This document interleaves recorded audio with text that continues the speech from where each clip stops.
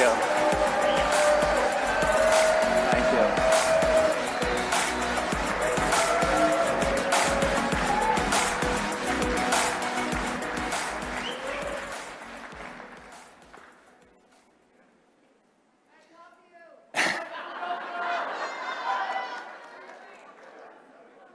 The doctrine of America First is here to stay.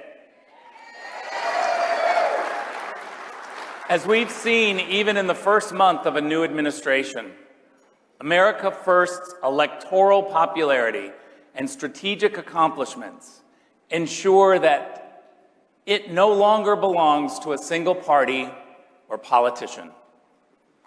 By successfully realigning U.S. foreign policy with the interests of the American people, America First is now positioned to guide our country through the trials and tribulations of the next generation. Once unleashed, this doctrine has shown it won't easily be tossed aside. The American people demanded a part in the democratic process of formulating foreign policy. Once they got it, they won't ever let it go. Ever.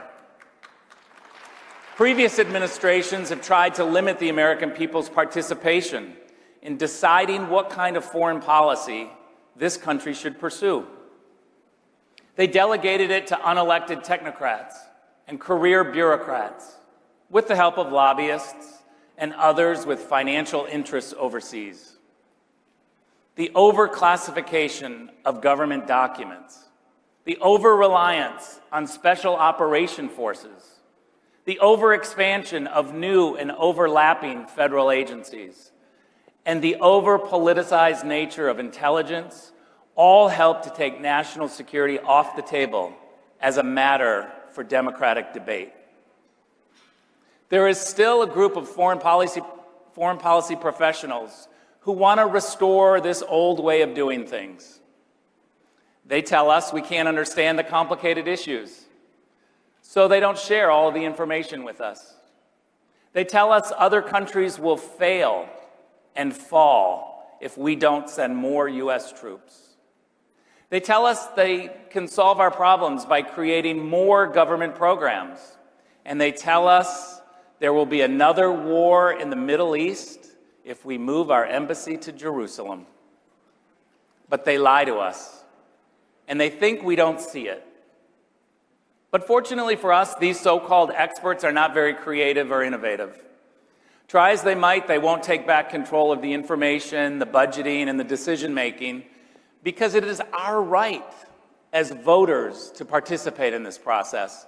When I was first announced as the presidential envoy for Kosovo and Serbia, I was told by all the experts in DC who to speak to, who not to speak to, how to define the problems, and what were the available solutions. People had worked on this issue for 20 years with little to no progress, wanted to define the problems and set the boundaries for me. They wanted to control the available options. So instead, I spoke to people on the ground, business leaders in Belgrade and Pristina, who create jobs, reporters from the region who cover the issues up close, officials who have staked their lives and credibility on what for them are life and death issues. And what they all told me was to forget the intractable political problems that dominate headlines in Washington, D.C. and Brussels. Instead, they told me, concentrate on economics, concentrate on jobs, opportunity, education, upward mobility, and the free flow of people and goods. If I had listened to the experts in D.C. and Brussels we never would have made the breakthrough of 2020, the first economic normalization agreement in a generation.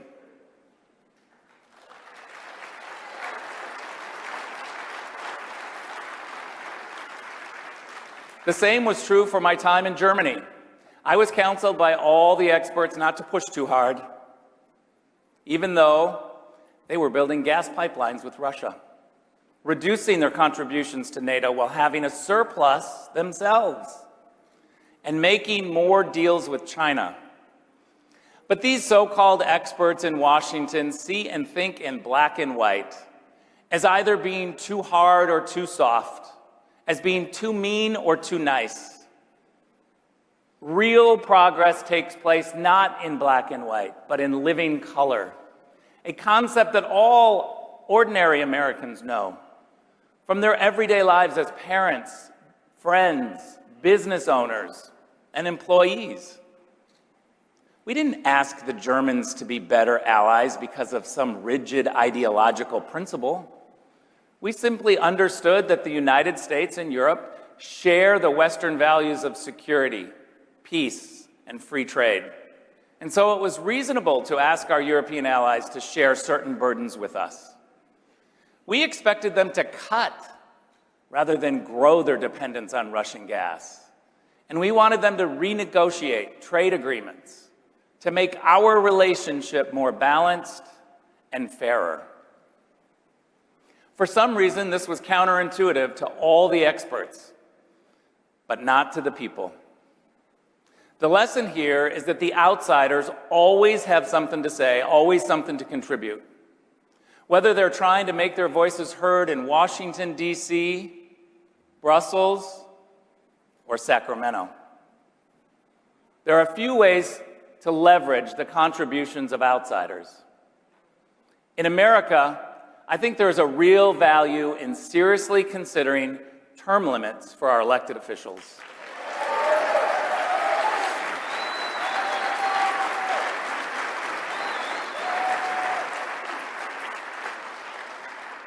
Now, let me be clear, I sympathize with the counter-intellectual argument. The term limits constrain the public's freedom to vote for whomever they want. I get it. But the reality of our current political system should compel us to rethink how these intellectual justifications run counter to our lived experience. I believe the time has come to limit the terms for our House and Senate leaders.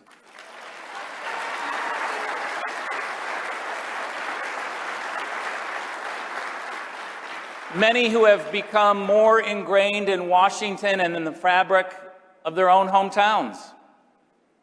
And this is not a matter of concern for just Republicans, but it includes Democrats. This is a fight between the insiders and the outsiders, between Washington, D.C., and the rest of America. Of course, if things get really bad with elected officials, there's always the option to recall them.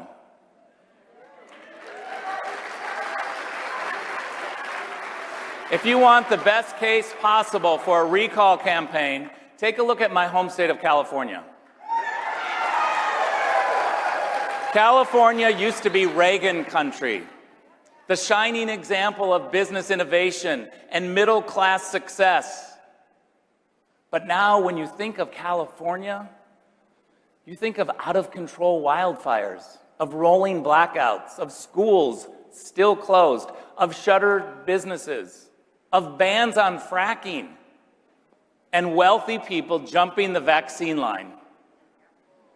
Did you know that Gavin Newsom, the California governor, originally purchased $1 billion of masks and other protective equipment from a Chinese company, when American companies with the same equipment were based in California? In my 3 decades in American politics, I have never seen a better case for a recall than there is right now in California.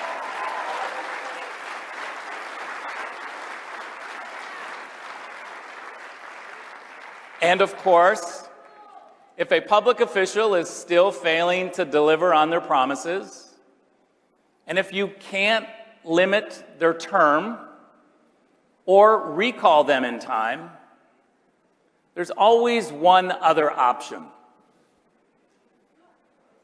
You can run against them yourself. Thank you very much.